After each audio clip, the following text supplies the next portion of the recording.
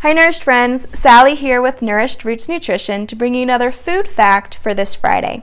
Today I'm going to be talking about sprouting. You may have seen recently on my Instagram page that I sprouted some chickpeas, and I got a few questions about why I chose to sprout those beans.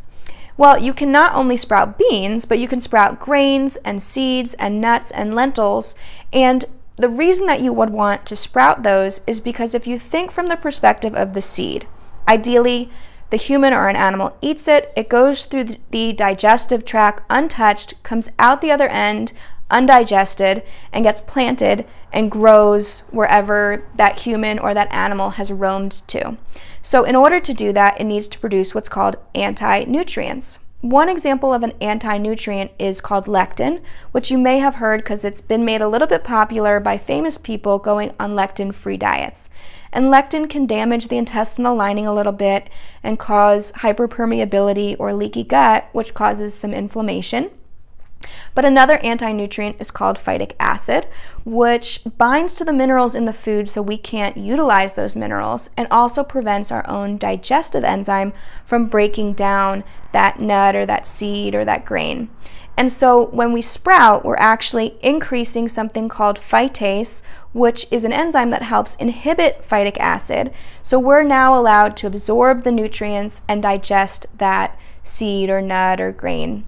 And so when we sprout, we're able to digest the food better because we're also opening up that bran, that outside layer, so that we can really get in there and start digesting the seed or the nut or the grain.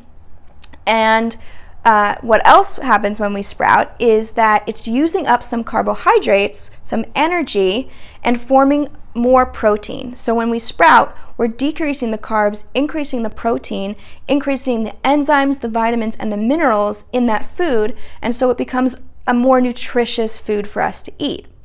It also makes it so that we can utilize those foods even more, where it's more bioavailable, meaning we can absorb and use those foods to our advantage, those nutrients to our advantage.